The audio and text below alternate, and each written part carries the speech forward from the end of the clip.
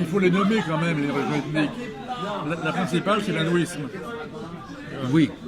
Là, c'est monumental. Comme religion ethnique, je veux dire, c'est monumental. C'est vrai. Alors, ce qui complique tout, c'est le système des castes. Mais le système des castes, c'est un tout. Même si c'est une caste, c'est une ethnie, mais c'est une ethnie à l'intérieur d'une plus grande ethnie. Oui, c'est ça. C'est ce que j'ai dit l'autre jour d'ailleurs à des gens. Je leur ai dit, chaque caste est une ethnie particulière. Et il y a des chrétiens qui sont... Il y a eu des conversions au christianisme en Inde. Ils ont formé une communauté chrétienne.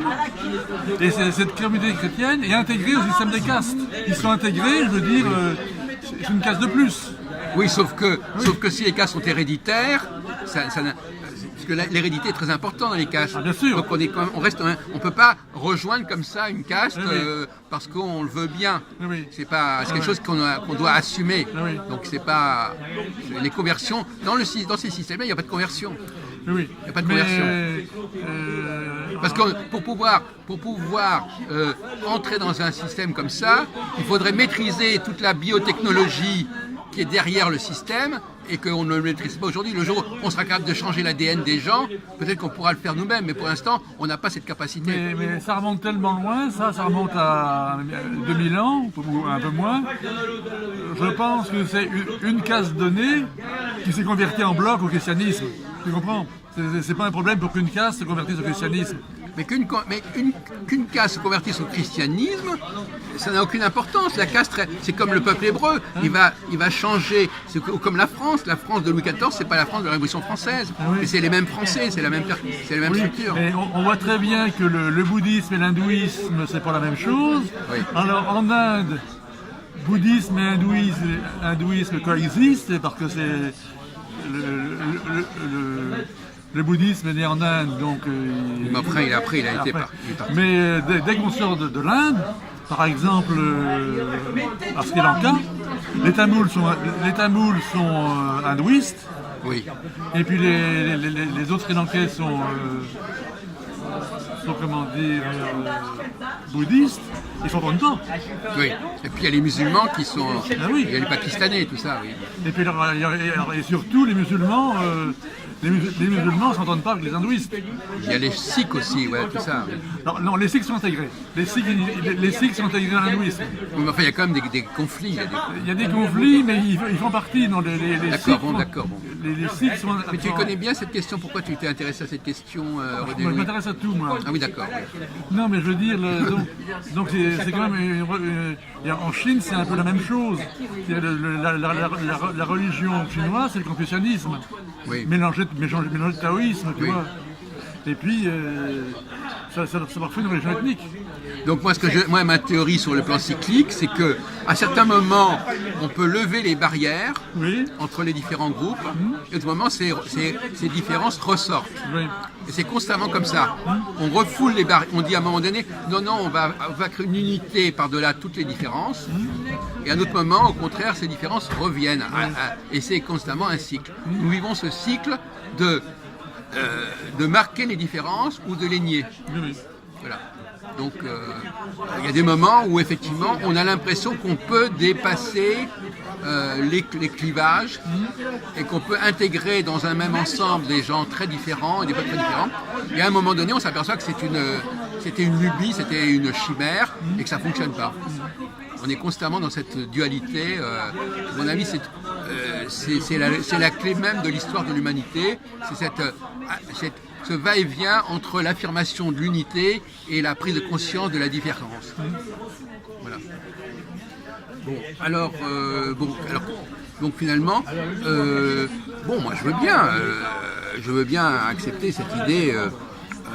On ne sait pas combien il y a de programmations qui existent sur la planète. On sait qu'il y a les hommes et les femmes qui ont été programmés différemment. On sait que les juifs ont été programmés différemment. On sait que les autres, alors paradoxalement, par exemple les chrétiens non juifs pourraient être moins programmés que les juifs. Évidemment. Tu vois ce que je veux dire? Forcément. Donc finalement, ils sont moins programmés, donc c'est à la fois une force et une faiblesse. Ils sont moins programmés, donc ils ont moins de potentiel, ils ont moins de choses innées, et ils sont plus dans l'acquis. Oui. Ben oui, puisque finalement, c'est ça. Alors finalement, la question de savoir, c'est est-ce que c'est bon d'être déterminé. C'est aussi la notion de la grâce. Oui. Qu'est-ce que c'est que la grâce? C'est quelqu'un qui a reçu des dons sans les avoir mérités, même sans les avoir voulus. Oui. Donc les Juifs, ils sont dans la grâce. Oui. Et ceux qui n'ont pas reçu cette grâce, c'est-à-dire qui n'ont pas reçu cette programmation, ils ont une liberté, mais une liberté qui correspond aussi à une incapacité. Oui. Puisque finalement, ils n'ont pas les dons qu'il faut pour faire quelque chose. Donc finalement, les peuples les moins doués sont ceux qui sont les moins programmés et qui sont les plus libres. Donc la liberté, finalement, aboutit à une certaine forme d'impuissance. Tais-toi! Non, mais ça veut dire qu'on ne sait pas, on n'a pas de... alors, on va revenir sur le problème. Est-ce qu'à ton avis, parce que tu as peut-être réfléchi sur l'astrologie, est-ce qu'à ton avis, il y a des périodes où on est viscéralement et sans pouvoir le contrôler, entraîné dans une certaine direction, et d'autres moments où on est viscéralement entraîné? Est-ce que ça te parle, toi, l'idée d'une programmation viscérale? Quelque chose qu'à un moment donné, toc, il y a un cycle qui change, une phase qui change, et à ce moment-là, tu es reprogrammé pour aller dans le sens A plutôt que dans le sens B. On retombe dans la fameuse histoire de la physique quantique, à la limite. C'est-à-dire que de la physique quantique, une espèce de dualité comme ça, tantôt dans un sens. Donc l'humanité est constamment partagée. À un moment donné, elle est dans A, à partir du moment où elle est dans B, et puis c'est constamment comme ça bouge plus, ça n'arrête jamais. Bon, mais je veux dire, c'est important de savoir qu'on est programmé et comment. Et surtout que ça correspond à des temps, à des durées. Alors, si on sait qu'on est programmé et comment, cela ne fait que renforcer la programmation. Et cela met en échec ceux qui veulent vous programmer autrement. Si tu ne sais pas, si tu es paumé, tu peux être programmé par quelqu'un d'autre. Voilà, alors si tu sais qui t'a programmé, et comment tu as été programmé et tout ça, tu vois venir ceux qui veulent te programmer et tu esquives. Non, mais d'abord, tu emploies le mot programmer avec beaucoup de légèreté, parce que tout le monde ne peut. La programmation, au sens de la Bible, c'est une programmation autrement plus puissante que la programmation qu'il peut y avoir autour de toi, comme ça. C'est pas le même type de programmation. Aujourd'hui, les êtres humains, même les communistes, où on peut pas, ils n'ont pas ils n'ont pas les compétences pour programmer les gens de manière sérieuse. Ils les programment de l'extérieur, ils ne programment pas de l'intérieur, ils ne programment pas leur génétique. La grande programmation, c'est l'école. Oui, mais c'est extérieur. Oui, c'est l'éducation. Et puis après, tu as la NPE qui t'apprend à réaliser un CV, qui t'apprend à passer des entretiens, à bien tenir un entretien d'embauche, tu vois. C'est de la programmation aussi, ça. Oui, mais c'est pas du même niveau de programmation. Regarde, Jérémy, il dit on ne passera pas par l'instruction, on ne passera pas par les professeurs. Ça sera plus quelque chose qui sera délivré de l'extérieur. Ce sera quelque chose qui sera à l'intérieur. La programmation, c'est apprendre un métier. Mais, c'est-à-dire, au départ, c'est extérieur, mais après, apprendre à conduire, par exemple. Mais là, on parle de programmation intérieure dès le départ. Oui, mais apprendre à conduire, c'est une programmation. Oui, mais elle n'est pas... Bon, on ne va pas rentrer dans le détail de ce truc-là. D'abord, apprendre à conduire, c'est une programmation. Il faut déjà être capable d'apprendre à conduire. Donc, il faut déjà avoir une programmation qui te permet d'apprendre à conduire. Oui. Donc, on n'en sort pas de ton système. Bon. Évidemment il faut être programmé. Une fois que tu es programmé, tu peux faire un certain nombre de choses, évidemment. Et si tu n'es pas programmé, tu ne peux pas les faire. Donc, tu ne peux capter que ce pourquoi tu es programmé à capter. Donc, tu ne peux pas mettre d'abord l'émission avant la réception. Il faut déjà que le récepteur soit programmé pour qu'il capte l'émission. Donc, c'est faux ton argument. Mais donc, effectivement, il y a... mais tout le problème de la Bible, c'est la dialectique entre programmation extérieure. Mais Jérémie, il le dit clairement, ça sera fini de la programmation extérieure. Je te lis le passage. Non, mais tu l'as peut-être pas intégré. Le Seigneur, voilà. Personne n'aura plus besoin d'instruire son prochain. Je ne sais pas si vous voyez ce que je veux dire. Connaissez. En effet, tous ne connaîtront. Voilà. Donc finalement, ça veut dire que c'est une remise en question totalement. Regardez, voilà. Je je mettrai mes enseignements au fond d'eux-mêmes. Je les écrirai sur leur cœur. Bon, on n'est pas dans l'enseignement extérieur, là. Oui. Hein. Bon, il dit, j'arrête l'enseignement extérieur. Je n'y crois plus. Voilà, maintenant, ça sera quelque chose d'intérieur. Donc à ce moment-là, il n'y aura plus cette question. D'ailleurs, tu disais très bien. Bon, donc, ce que tu dis, c'est parce que tu n'as pas encore intégré et assimilé la théorie de la Nouvelle Alliance. Mais dans la théorie de la Nouvelle Alliance, ce que tu apprends de l'extérieur, par exemple, les femmes, par exemple, tu pourras leur donner toute l'éducation que tu voudras. Il y a des choses qu'elles n'arriveront jamais à faire. Et ça, c'est désespérant. C'est-à-dire, par exemple, elles ne pourront jamais, même si elles vont à l'université, etc., elles n'arriveront pas, il y a un plafond au-delà duquel elles ne pourront pas aller parce qu'elles n'ont pas la programmation pour aller au-delà au niveau de la recherche. Donc alors peut-être que toi, tu gardes une certaine croyance dans les bienfaits de l'éducation, etc. Mais, de toute façon, tu as le droit, mais à ce moment-là, tu refuses la logique de la programmation. Ou alors tu dis, oui, parce qu'en fin de compte, tu es en train de dire, ah ben oui, c'est vrai, parce que tout à l'heure, tu disais quelque chose qui me paraissait intéressant, tu disais, quand on sait qu'on est programmé, on ne prend pas très au sérieux les programmations extérieures. Ah oui. C'est ça. Ah oui. Bon, bah alors donc à ce moment-là, je suis d'accord avec toi. Donc finalement, tu dis tous, par exemple, prenons le problème des élections. Ah oui. Si tu sais qu'il y a un programme avec des phases qui se suivent et qu'on essaie de te faire croire à un autre programme qui est calculé d'après d'autres projets on fait voter les gens à telle date pour n'importe comment, tu te dis ces élections, c'est une foutaise. Parce qu'on ne peut pas ne pas respecter la programmation. Donc si on ne respecte pas la programmation et qu'on invente des calendriers électoraux avec des quinquennats, des septennats, etc., qui n'ont rien à voir avec cette programmation, voilà, qu'est-ce qui va se passer? Tu te dis, ça ne sert à rien. Ça ne sert à rien d'élire quelqu'un à un moment donné en croyant qu'il va faire ce qu'il veut et en ne respectant pas la programmation sous-jacente au niveau de la chronologie des phases. Donc là, effectivement, parce que les élections, c'est un système extérieur. La programmation cyclique que nous avons, elle est intérieure, mais les élections qu'on organise dans tous les pays, c'est une programmation extérieure. La programmation extérieure, elle croit qu'elle a sa légitimité parce qu'elle ignore la nature de la programmation intérieure. Parce qu'en fin de compte, le grand problème, c'est qu'on nous dit qu'il y a une programmation intérieure, mais on ne sait pas ce que ça veut dire. On ne sait pas quel est son contenu. Parce que finalement, on a beau dire ce qu'on voudra, mais quand Jérémy parle de programmation intérieure, mes enseignements, etc., c'est intéressant, il y a même la notion de bar mitzvah. Tu connais un bar mitzvah? Le garçon qui a 13 ans, un bar mitzvah, ça veut dire celui qui a reçu les commandements. On peut penser que quelque part, l'enfant juif est programmé à l'âge de 13 ans pour recevoir la programmation, par exemple. Mais uniquement les garçons, mais les filles aussi. Normalement, c'est que les garçons. Mais après, depuis un siècle, on a mis aussi les filles. Mais ça, c'est du pipeau. Ah oui. Non, c'est normalement, dans le judaïsme orthodoxe, depuis des siècles, il n'y a que les garçons qui passent cet examen. Oui. À 13 ans. Par exemple, moi, à 13 ans, pour mon anniversaire, j'ai été reçu à la synagogue, etc. Mais les filles aussi ont une éducation religieuse. Mais je te dis que c'est un phénomène de sociologie récente. On peut pas. Je crois que le défaut que tu as, c'est de croire que Alors tu vas me dire, il y a une évolution, mais moi, j'en ai rien à foutre de l'évolution. Qu'on ait modifié cela et qu'aujourd'hui on fasse ça change rien. Une programmation, ça se change. On a l'impression que toi, une programmation, ça se change du jour au lendemain. Pas du tout. Comment? Non, ça change pas. Bon, alors donc finalement, pour illustrer mon propos, oui, on a inventé ça. Mais ça n'a aucune incidence. Voilà. C'est une programmation.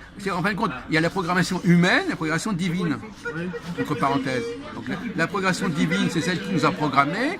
Et les hommes, ils peuvent bricoler leur petite programmation, mais ça n'a plus beaucoup d'importance depuis la Seconde Alliance. Donc finalement, pour conclure, le christianisme, s'il revendique cette nouvelle alliance, je pense qu'il n'a pas compris toutes les implications que ça représentait. En fait, paradoxalement, cette nouvelle alliance, elle rentre complètement dans la problématique technologique du XXIe siècle. Puisque finalement, on est en plein on est des espèces de cyborgs, en fait. Voilà, la nouvelle alliance, elle fait de l'être humain un cyborg. Quelqu'un qui est programmé, qui a été engrammé, dont l'ADN a été modifié, je sais pas quoi, on lui a donné des capacités. Parce que c'est bien gentil de dire que le peuple hébreu est devenu ceci ou cela, mais techniquement, il faut qu'il y ait une technologie derrière. Il faut qu'il y ait quelque chose qui a été fait. Donc ça pose la question des compétences technologiques des dieux. Alors à ton avis, est-ce que les dieux, ce sont des êtres, en admettant que ce ne sont pas simplement des êtres spirituels, est-ce que ils ont une capacité d'intervention biologique et génétique? Parce que comment peut-on admettre une nouvelle alliance avec une programmation s'il n'y a pas les capacités à mettre en place cette programmation? Et cette capacité, elles ne peuvent agir que sur le plan biologique et génétique. Donc ça veut dire qu'il y a une manipulation génétique. Il n'y a pas de nouvelle alliance, au sens où on vient de le dire, sans manipulation génétique. Ce qui veut dire que, et moi je dis tout à l'heure, cette capacité de manipulation génétique, nous ne l'avons pas encore nous-mêmes. Moi je dis que le Dieu qui nous programme de plus en plus, c'est tout simplement le capital. Pour l'instant, le capital n'est pas capable de nous transformer génétiquement et de transformer notre mode de pensée, en tout cas notre mode de pensée viscéral. Si, c'est lui qui finance. Il finance, mais pour l'instant, ils n'ont pas acquis ces capacités. Ils n'ont pas quoi? Ils ne sont pas encore capables de nous transformer ou modifier notre ADN. Non, et le capital produit des gens comme Macron qui, ou comme... non mais je dis non, je dis, le capital produit des gens comme Macron, ou comme les deux Clinton aux États-Unis, ou bien comme Angela Merkel, ou bien comme Tony Blair il y a quelques années en Bretagne, ou même John Major. Il y a des gens comme ça qui ont tellement intégré les exigences du capital qu'ils les réalisent et qui ont avec eux d'autres gens qui les ont bien intégrés, avec qui ils s'entendent bien. Donc ces exigences du capital, c'est une philosophie qui s'appelle le néolibéralisme, bon, qui a été formulée au milieu du 19e siècle. Et il faut lire les premières formulations, les nouvelles, c'est toujours le même discours, mais qui s'améliore, etc. Donc c'est au travers de l'allée dans chaque fenêtre. C'est un dieu unique, c'est le capital. C'est le capital. Alors on peut l'appeler grand architecte de l'univers. Les francs-maçons sont des valets du capital et font la politique du capital. Donc ce dieu du capital, on peut l'appeler grand architecte de l'univers. Et j'irai même plus loin. Par l'allée, et là il y a sa fenêtre. Je vois mon frère et les grands dirigeants qui avaient 16 ans, dont je t'ai parlé, comme le pape, comme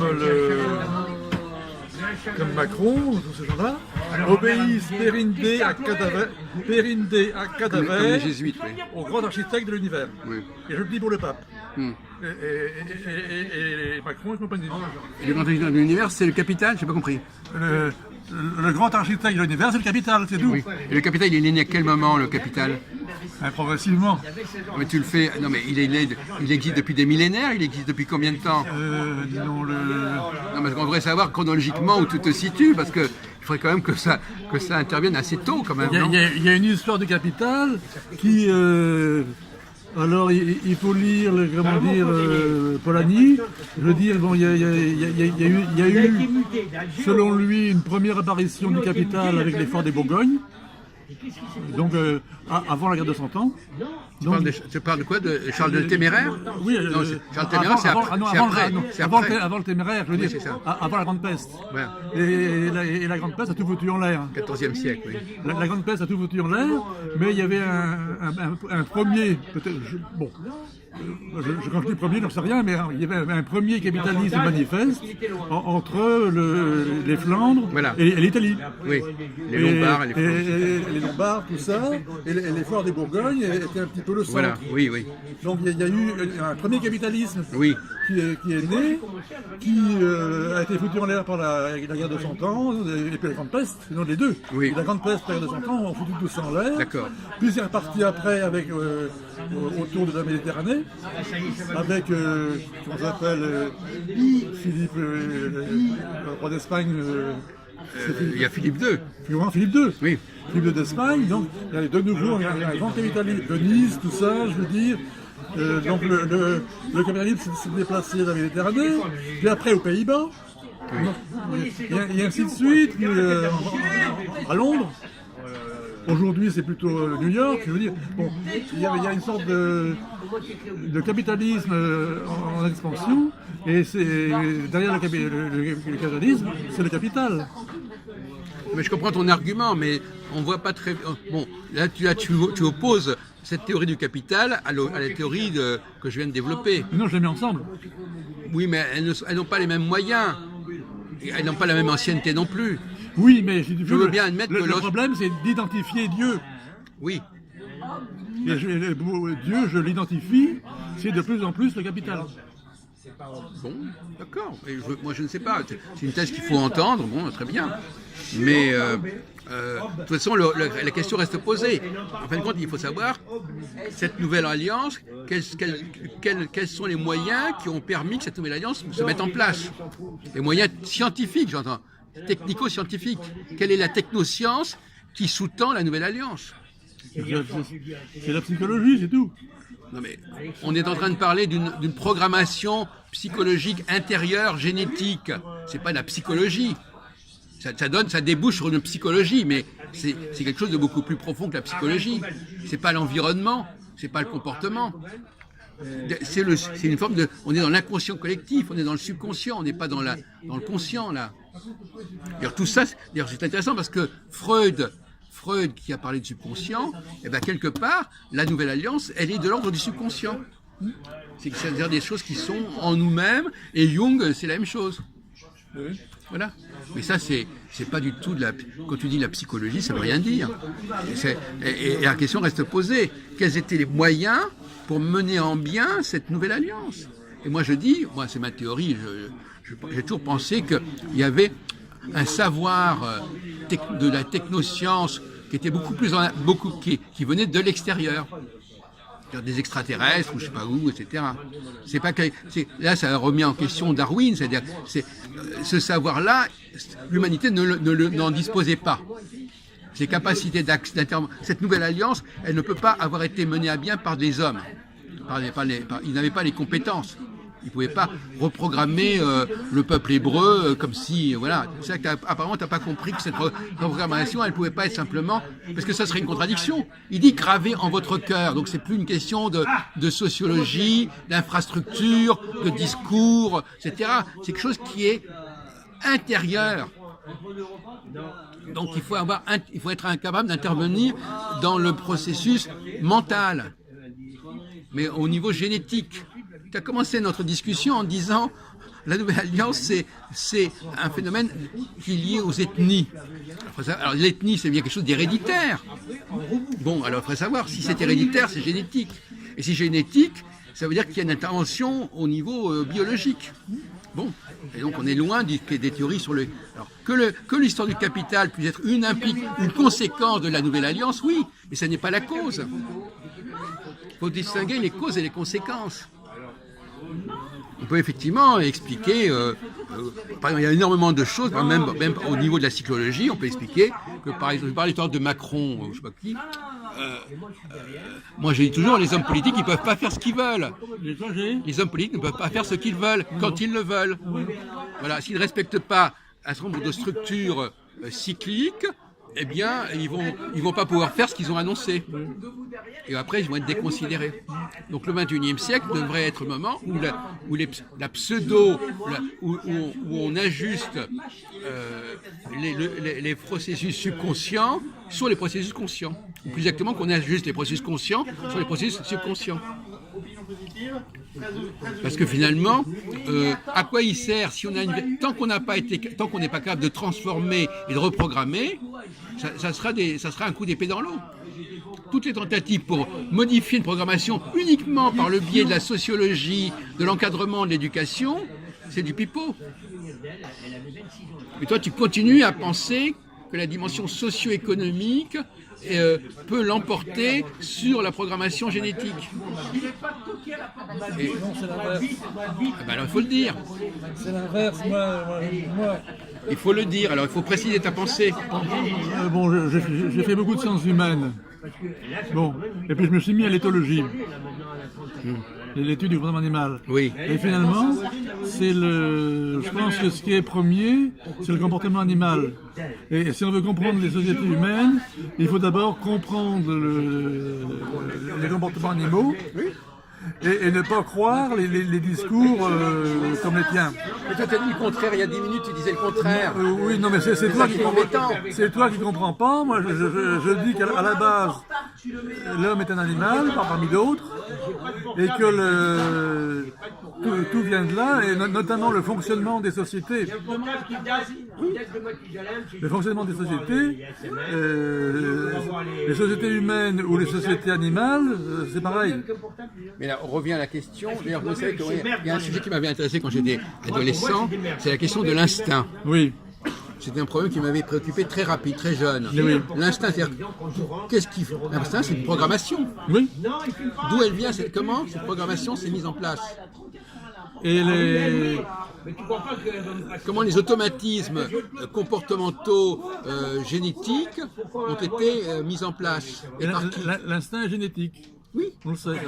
Oui, mais alors il y a deux théories. Il y a la théorie sur laquelle progressivement il y a une sclérose qui se produit, c'est-à-dire que des comportements qui étaient libres deviennent progressivement automatisés. Ça, c'est une théorie qui est assez facile à accepter. Et l'autre théorie qui dit que non, finalement, s'il n'y a pas une intervention, une programmation complètement maîtrisée, ça ne se produira pas. Il n'y aura pas de programmation. En fait, compte, le problème que tu sembles vouloir ne pas voir, c'est qu'une programmation, ça ne se fait pas comme ça. L'instinct, ça ne se programme pas comme ça. Donc il y a la théorie psychosociologique qui dit ben oui, mais c'est parce que comme ceci. Enfin, c'est intéressant dans la discussion que tu navigues entre plusieurs matrices, plusieurs modèles. Tantôt c'est le modèle psychosociologique, politique, voilà, on élabore de nouvelles pratiques économiques, et donc on retombe à la théorie de l'ancienne alliance, c'est-à-dire que l'ancienne alliance c'est tout un ensemble de structures, d'enseignements, de lois. Parce que même la notion de loi est modifiée là. Et d'ailleurs, c'est ce que dit Jésus. Moi, je suis tout à fait en accord avec ce que dit Jésus. La loi, la véritable loi, c'est pas la loi que les hommes élaborent. C'est la loi qui est en eux et qu'on a mis en eux et qu'on a instauré en eux.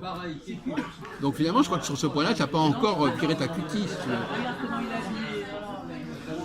Non, mais tu as plusieurs disques qui s'entrechoquent.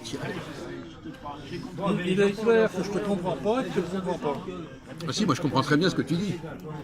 Parce que je comprends très bien ce que tu dis. La différence c'est que moi, ton discours, c'est un discours qui est hyper connu, donc tout le monde le connaît, alors que mon discours, lui, il est quand même un petit peu décalé. Donc c'est toi qui ne me comprends pas, c'est pas moi. Moi je comprends. Tout ce que tu me dis, je le connais par cœur. Vous partez là ou vous restez? Oui, malheureusement, oui, je te parti. D'accord. De toute façon, vous écoutez nos émissions. Oui, enfin, Bon, j'ai bah, pas le temps de t'écouter, malheureusement. Ah, oui. Il n'y a que 24 heures. Oui. Dommage, vous auriez pu vous rejoindre à nous au lieu d'écouter les conneries qui sont à côté, là, au lieu de vous abrutir. Mais qu'est-ce qu'il en est sorti de votre discussion avec Gilbert là? Qu'est-ce qu'il vous a demandé de faire des recherches, tout ça? Vous avez abouti un petit peu avec lui? Moi, j'ai dormi 15 heures d'affilée. Vous avez avancé? Bon, alors d'accord. D'accord. Mais la notion de programmation, les biologistes n'en veulent pas. Ah. Les biologistes, Voilà. les biologistes ont donné, il y a 20 ans, les biologistes ont donné dans cette idée que les cellules seraient programmées, les individus animaux, ils parlent des animaux surtout, mais nous aussi, seraient aussi programmés génétiquement. Et aujourd'hui, il y a encore des biologistes qui sont là-dedans, mais les chercheurs disent qu'il n'y a pas de programmation. Ils disent quoi alors? Qu'est-ce Ni qu'ils les disent? cellules, ni les cellules et les individus Ouais, c'est intéressant. ne sont pas programmés génétiquement. Oui. Mais il peut y avoir d'autres programmations qui sont il peut y avoir d'autres Le programmations. milieu, là, Ah oui. voilà. Non mais je veux dire, génétiquement, nous ne sommes pas programmés.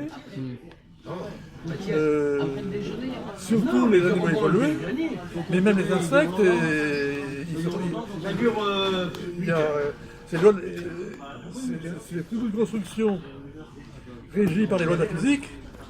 Bon, et avec les lois de la physique, on a quelque chose qui est programmé. Mais c'est pas génétique. C'est un peu génétique, bien sûr, mais c'est tout le génome qui programme. Et après, on me fout dehors là. C'est pas. Donc, Ah, mais je n'avais pas dit que c'était individuel. donc chaque individu, et c'est individuel en plus. Chaque individu est programmé à sa manière. Oui. 2000 fois, C'est ça, Programmé par quoi? Par quoi? Par quel processus? Par quel moteur? Par le moteur de l'hérédité et du milieu. C'est tout. Oui. C'est l'hérédité. Ah, mais l'hérédité, c'est quoi l'hérédité? C'est pas une programmation génétique, l'hérédité? L'hérédité chromosomique et le milieu. Eh ben, c'est bien une programmation génétique, ça, l'hérédité. Oui, mais c'est pas dans les gènes. Donc on ne sait pas. Si, on voit bien que c'est programmé, mais quand on regarde de près, c'est pas dans les gènes. Donc ils savent pas où chercher. Et Voilà. si, ils cherchent et ils trouvent, mais à chaque fois, je veux dire, c'est toujours plus compliqué qu'on ne pensait. Voilà, bon, ben, encore. Donc finalement, on tourne en rond là. On tourne en rond. Donc, cette idée de programmation, je veux dire, moi, il faudrait trouver un autre mot parce que ça ressemble